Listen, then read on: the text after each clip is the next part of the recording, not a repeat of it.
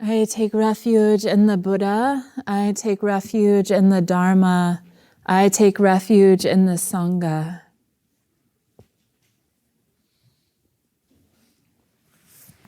This is the ancient Way Sesshin and Sunday program. Talk for day 3, all the lost and the left behind.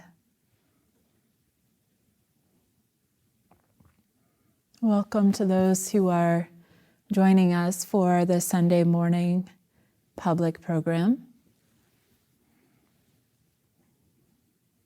So Great Vow is in the midst of a 10-day silent meditation retreat, which we call Sesshin. And this 10-day Sesshin is our most rigorous meditation retreat of the year. We aspire, like we always do, but the schedule really supports us in the aspiration to practice around-the-clock awareness. Really sitting into the vow to awaken for the benefit of all beings. May all beings everywhere throughout space and time know the true causes of happiness and be free from suffering. In Sesshin, we make what might appear to modern middle-class Americans significant renunciation, getting less sleep, agreeing not to read or write or engage in regular social niceties, like saying hello and making eye contact and asking, "How are you doing today?" We practice noble silence, refrain from media use of any kind, and submit ourselves to the monastic schedule of formal meals, zazen, chanting, service, walking meditation, body practice, and work meditation. All in the service of our vows for awakening. Awakening that we speak of in the Zen tradition is an inclusive awakening. Awakening is not a state, but an ongoing practice. Dogen Zenji used this phrase, practice awakening. One thing. We wake up, awaken to both what is most true to the nature of experience, the nature of self, world, the nature of beingness. And we wake up to the nature of suffering, how suffering happens, its causes and effects, how it rises, our particular favorite suffering hits. One of the oft quoted phrases of the Buddha is, "I teach suffering and the freedom from suffering." I teach suffering and the freedom from suffering. Sesshin meditation practice, Zen practice, gives us the opportunity to study suffering and freedom from suffering. One of the elements of Sesshin practice, for those of you who've never practiced Sesshin with us, is the wisdom of no escape. Once you agree to following the schedule and being here, you are left, in a sense, alone with your mind for days, hours, minutes, alone with your mind and alone together, supported by the community, the schedule, the teachers. But we're really with ourselves, embodied with our minds, mental habits, emotional afflictions, zazen period after zazen period, breath by breath, step by step, eating, sleeping, working, with nothing to do but to pay attention. And in that process, we begin to see what we're made of, what and who we are. The Buddha gave this teaching called the 3 marks of existence, a fundamental teaching of Buddhism, which we are invited to investigate in our direct experience. That each experience we have, each experience that arises, that happens, is marked by these 3 elements. Suffering, liberation, is not separate from suffering. So suffering and liberation are one. But suffering, impermanence, which is a constant flux experience, when we really look, is fleeting, never really lands, is ungraspable. The moment we become aware of it, it's gone, it's changing, it's transformed into something new. Something fresh is happening, and then that too is changing. Nothing ever concretizes. That's the teaching of impermanence, observable in our own experience, observable of everything that arises. And then non-self. There's no one watching that experience happen. Experience doesn't belong to anyone. There's no doer. It is happening. The sense of self, it appears. It's a momentary happening. It doesn't refer to anyone or anything. So yesterday during the Dharma talk, Hogen Roshi pointed out for us the nature of impermanence and non-self. So today I wanted to focus more on suffering. The Buddha didn't say we are destined to suffer. They just simply pointed out that if we cling to an idea that things should last longer than a single instant, if we try to hold on to the positive states of mind, ideas, conclusions, beliefs, there is suffering, there is friction. For we are going against the nature of reality.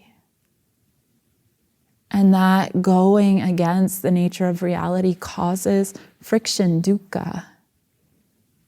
Dukkha is a Pali and Sanskrit word that is translated as suffering in English. It's also translated as dis-ease, friction, dissatisfaction. I had heard about the etymology of dukkha over many periods of time, but I decided to look it up again. And this is from Sargent. The subtle nature of the experience of dukkha can be understood further from its etymology. This is an explanation of the historical roots of dukkha and its antonym, sukha. It is perhaps amusing to note the etymology of the words sukha, pleasure, comfort, bliss, and dukkha, misery, unhappiness, pain. The ancient Aryans who brought the Sanskrit language to India were nomadic, horse and cattle breeding people who traveled in horse and ox-drawn vehicles. Su and dus are prefixes indicating good and bad. The word ka, in later Sanskrit meaning sky, ether, or space, was originally the word for whole, the H-O-L-E, particularly an axle hole of one of the Aryans' vehicles. Thus, sukha meant originally having a good axle hole, while dukkha meant having a poor axle hole, leading to discomfort. being out of sync with the way things are is like having a poor axle hole on your cart.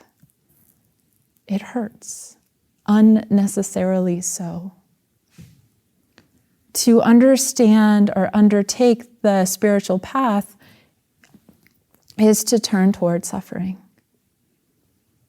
So often in my experience, I try to avoid discomfort, avoid having a bad axle hole, avoid all the ways that my life has friction, avoid, go numb, distract myself, try to find something better.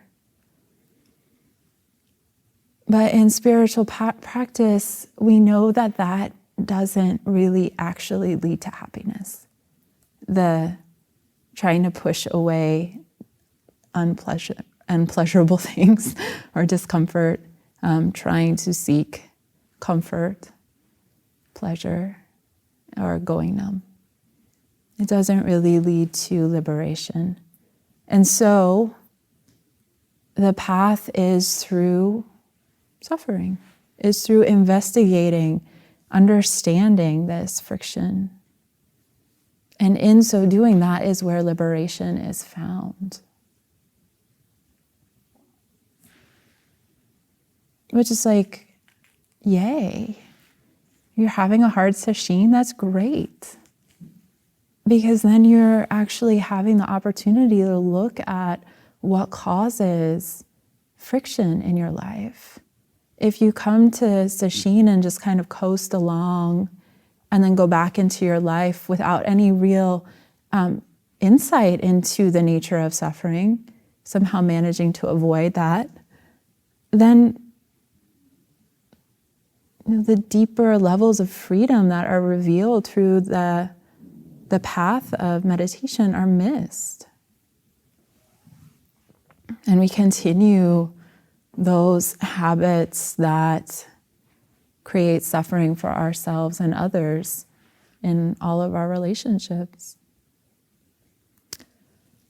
So to this sesshin, we've been focusing on concentration, a fundamental aspect of Buddhist practice.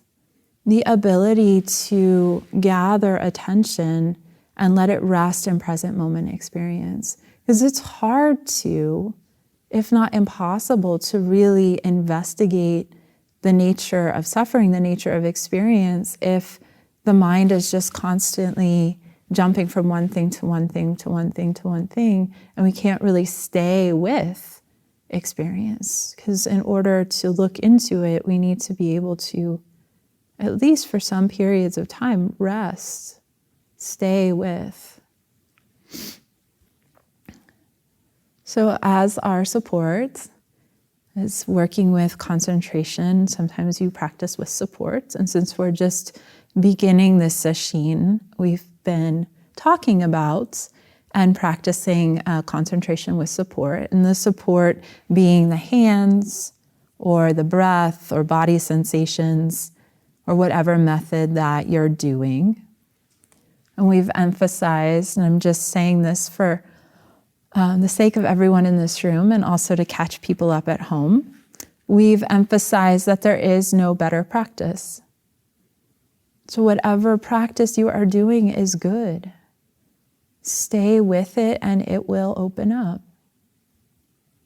As the mind concentrates, one of the side effects of concentration, of gathering attention and placing it in present moment experience and then coming back and coming back and coming back.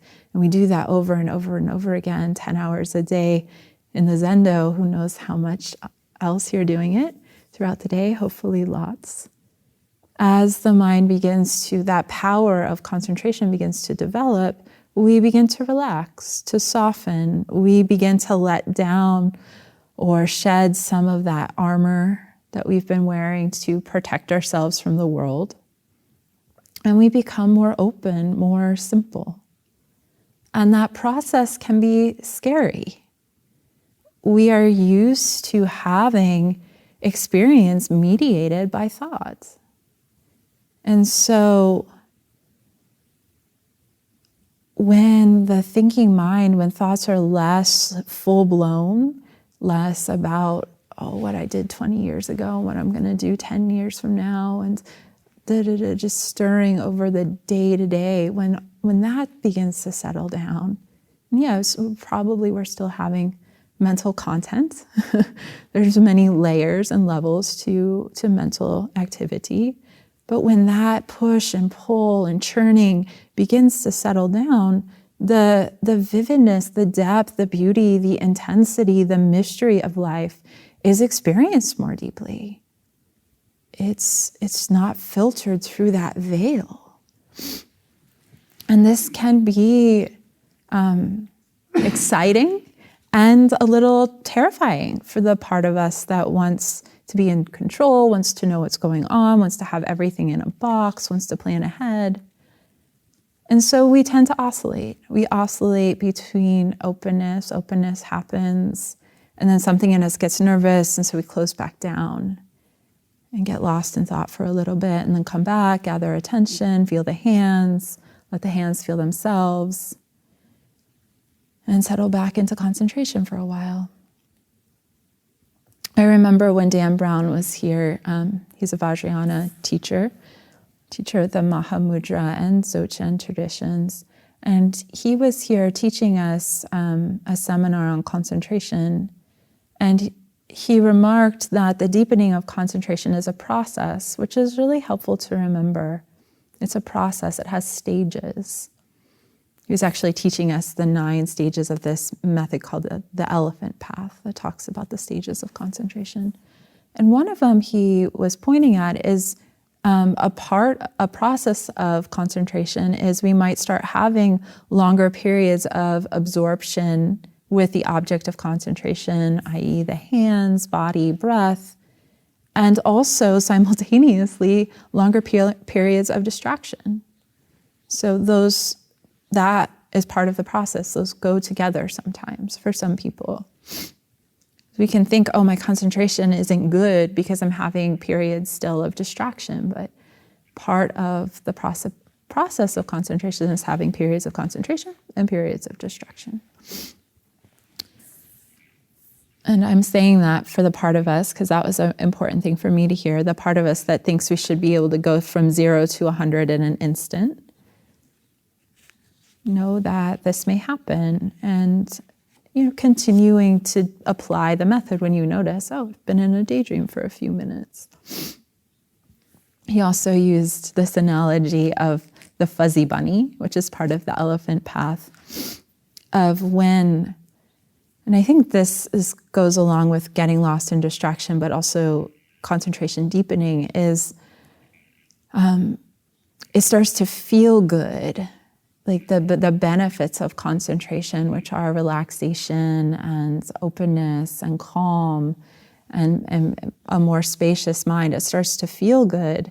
And then we kind of like lean into those good feelings and lose the intensity or the alertness of the concentration practice, the method. And then we're kind of daydreaming in thoughts without really noticing.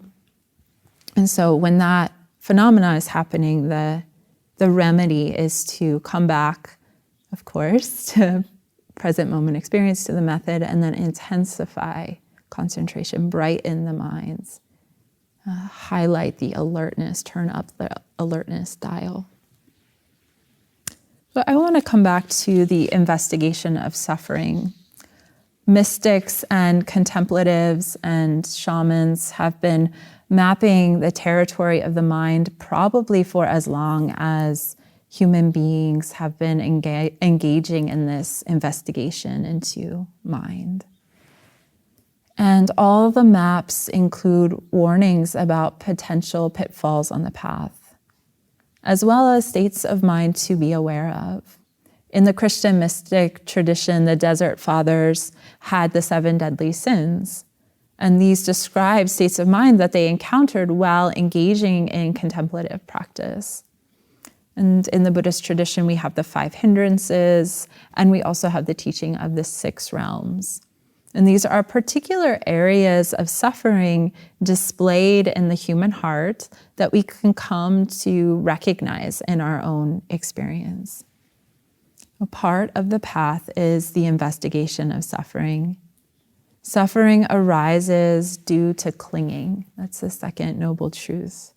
Wanting things to be different than they are, grasping at fleeting states of mind. And as we gather attention and open the mind, let go of surface level confusion, more subtle states of suffering and disease are given space to arise, to be seen more clearly. Fixed or limiting beliefs about ourselves and the world, energetic complexes, aspects of the body-mind that are often operating under the surface, keeping us busy, distracted, judgmental, anxious, etc. A teaching like the six realms is another map. It's pointing to the territory of the heart. And by pointing this out, the intention is that if and when you encounter these emotional and mental states, you can recognize them, accept them, welcome their presence, and apply the practice. I find a map like this helps me objectify these mental and emotional states that have such a strong habit energy around being me, my suffering, my anger, my guilt, my shame, and to appreciate them more as autonomous forces or energy that arises in experience that might have nothing to do with me. And that allows me to get some space from the content and to appreciate, this too is changing, is flickering, is impermanent. This too is empty, is spacious, is non-self. So the six realms are as follows. We have the hell realm, which is often associated with anger, rage, conceit, hate. The hell of separation, of setting oneself apart from others, from the world through judgment, through anger, through blame, through hate, and turning others into an object. This realm can also be turned onto ourself, the inner enemy or the inner critic, bringing the experience of an inner rift of self-hate. Next realm is the realm of the hungry ghost, depicted in Buddhist mythology as this being with a very large belly and a very small, tiny throat. And it's said they're unable to take in nourishment. Everything they put into their mouth turns to fire and burns. So it's an experience of constant craving.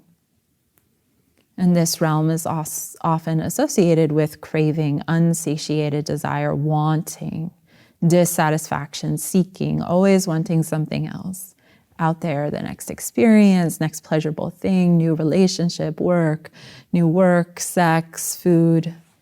In Sesshin, I can sometimes detect this inner feeling of lack, like all my mind is saying is, I want. It's like, I want something else.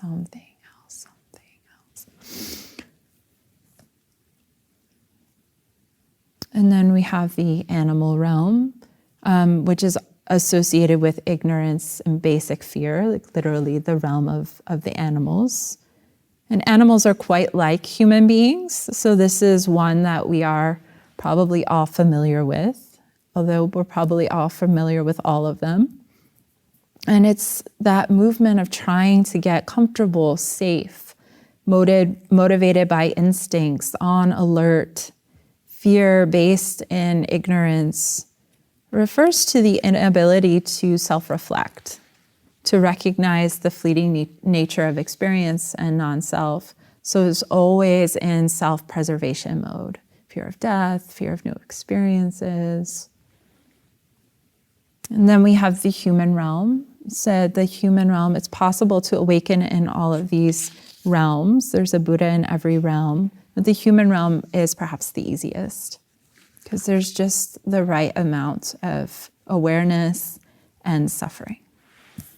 The human realm is motivated by hope and fear and other such dualities. Like you can feel into the hope I will get enlightened. The fear then is I will fail. The hope I will get a promotion. The fear is then I will lose out. The hope is a near enemy of aspiration. Aspiration extends beyond the self. When we aspire to awaken, then we take on awakening as our practice. And we're not so much attached to a particular outcome because any situation, any moment is folded into our aspiration. When we hope to awaken, we are stuck in this place of always fearing that we don't have the right practice, the right setting, the right place. And so we're moving on this very human realm of hope, fear. And other polarities work just like that. Like I want good experiences, I don't want bad experience. So I keep orienting my life towards trying to have more good experiences and not have bad experiences, or wanting pleasure and fearing pain, or wanting contentment and fearing discontentment. And then we have the jealous God or power God realm. When we get caught in envy or comparison or jealousy, looking around at others through that mind of, oh, they're better than me, they're better than me, they have a better meditation posture, they have a better hairstyle, they're so calm, they walk so quietly, they chant so rigorously or vigorously, they, whatever we want, we project it onto others and assume that they're having an easy time or whatever. And then the last is the Deva realm. And here is a place of arrogance, pride, the I know mind, the I know that already. I understand, I'm better than. As you can see, these all are very familiar states of mind and emotion that we all pass through continuously throughout our lives, throughout a day, throughout a meditation session. And in Sesshin, we have this opportunity, instead of being pulled through these realms kind of blindly, not really even realizing it, we can observe and actually become familiar with the suffering in each realm, and potentially, hopefully, the liberation in each realm. So the realms themselves are not inherently suffering. It's when we cling to, identify with, grasp a hold of a state of mind or belief associated with the realm. Just like with any thought, once we recognize we're thinking, we come back to presence, anchor in attention, feel the hands, breath. And similarly. But sometimes what happens is a thought arises and it generates a strong emotional response. And the emotional response is so intense that we react to that and seem to bring in more thoughts and memories that are associated with that original thought, that are associated with that feeling, and then more feelings get triggered, and then we think about, or more thoughts get pulled in, and then more feelings, and we're suddenly spinning around in this chaotic deluge of thoughts and emotion, and it's hard to find our way. So the practice here is to shift from the thinking mind into the feeling in the body of the emotional reaction, feeling it directly in the body. So when you notice that there's that, and you can notice it on a more subtle level, like a thought appears and there's emotional reaction, and that's it. Maybe you're not feeding the thought, but there is often a tendency to feed the thought. And so we always say, well, what does it feel like in the body? What happens if you come into the embodied experience and let yourself presence and come into the feelings in the body and include those feelings in your awareness? recent research by Jill Bolt Taylor, a neurobiologist, says that the physical emotional response to a belief or a thought will last 90 seconds if we don't continue to feed the thoughts with more thoughts and feel the body, and instead feel the body directly. 90 seconds. So that's a relatively long time, and also a really short time. Often, though, we don't want to feel the emotions or the physical sensations because they're unpleasant or intense, or we've just been so habituated not to feel them that we just habitually keep entertaining the thinking mind. So it's something as teachers we invite over and over again. Well, what is it like to feel the body? What is it like to feel the body, to step back from the thinking mind, the story? And it's hard to do. It's hard to step back from the thinking mind. The thinking mind is tricky. Thoughts are sticky.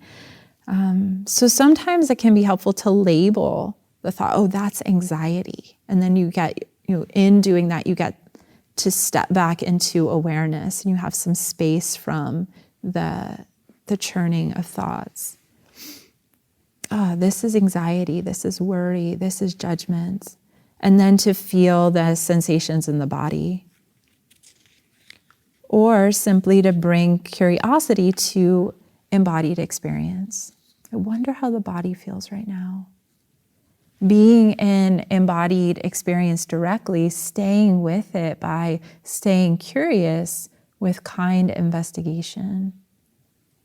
And then as you're in embodied experience, taking off the label and feeling directly. Like I said, with kind investigation, what does this thing I'm calling anxiety feel like? What does this thing I'm calling anger feel like? Does it have tension? Does it have a location in the body? Is there tension? Is there movement? Does it have a color, a shape? Can you isolate it as a single sensation, or is it a collection of sensations? And how long does a single sensation or the collection of those sensations last? Does it come or go? Is there space? Is there liveliness in this sensation? Can you rest in the space that is hosting this experience? The all-inclusive space of awareness. So during the month of October, we chant the chant of the hungry ghosts every day. We chant it before morning work practice. And so those of you who are participating in this Sesshin online haven't heard yet the Hungry Ghost chant, so I thought we could sing it. Can you get the microphone? It's on page 79 in the chant book. So if people need a chant book, can you please pass out chant books? And we're going to do it a cappella, right? Which I think we can do.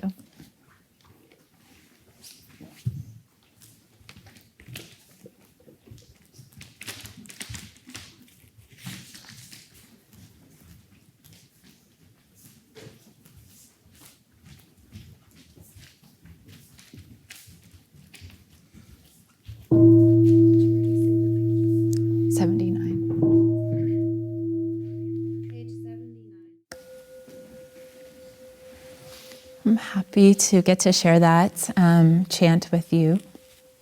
It's called the Kanroman. And we, every year at the monastery, at the end of October, we do a ceremony that really honors that part of ourselves, the hungry ghost, the hungry spirit, that part that wants, by calling it in and offering it food, the nourishment of the Dharma. In a way, it's a way of honoring, welcoming, turning towards apparent suffering, and then investigating with kindness, and then resting in mind's nature. I think that chant really sums up this practice of welcoming the if you call it the six realms, the afflictive emotions, whatever is arising in spiritual practice and sesshin that feels like you don't want it. It feels like suffering. It's like, oh, actually, the way is to turn toward suffering with curiosity, with kind investigation. What is this made of? In a way, it's feeding it with our attention, not feeding the thoughts, but feeding the experience, the direct experience of this thing we're calling suffering. And just like right by doing that, by turning attention towards what we call suffering, we're like taking off that label, because like the label suffering is often like, no, don't want that. And taking off that label and then just being with the nature of experience, which if we really look into the nature of experience, we discover the flickering inconstancy, changing, fleeting nature and space. Like literally a dance of light and space. I can't say I always remember to do this. That's why I do sesshin.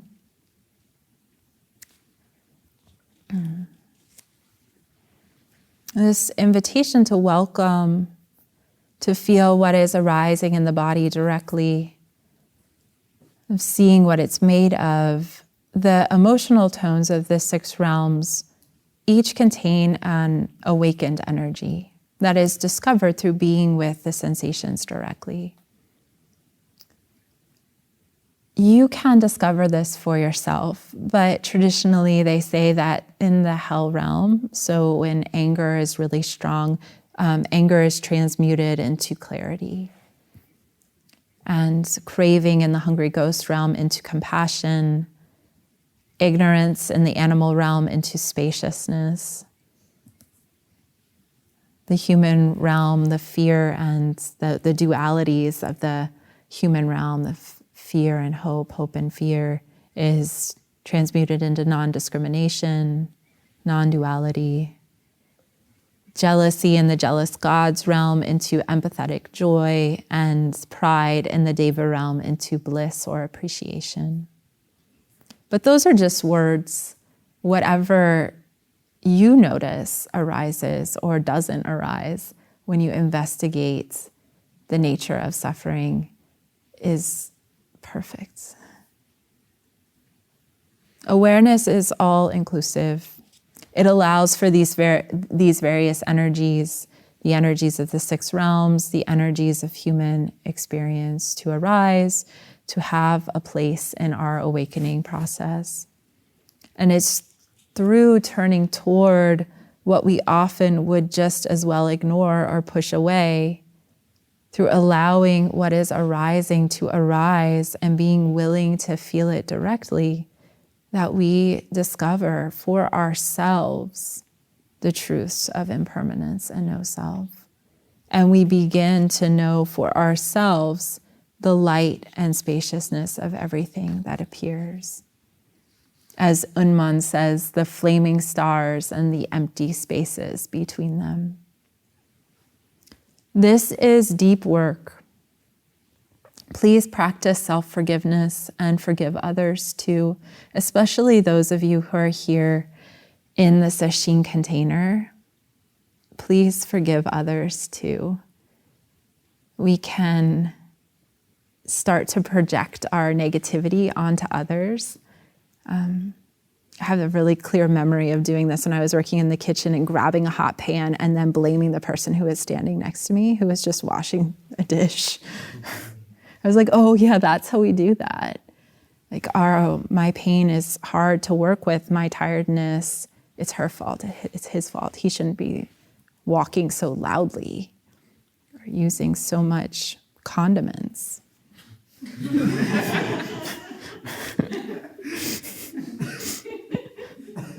Because you judged people for that too. Please practice forgiveness and kindness for others. This is your Sangha. we're supporting each other in directly facing the depths of our hearts. This is beautiful and harrowing work. It's hard work. It's rewarding work. So please support each other with your kindness, your compassion, and your generosity of spirit.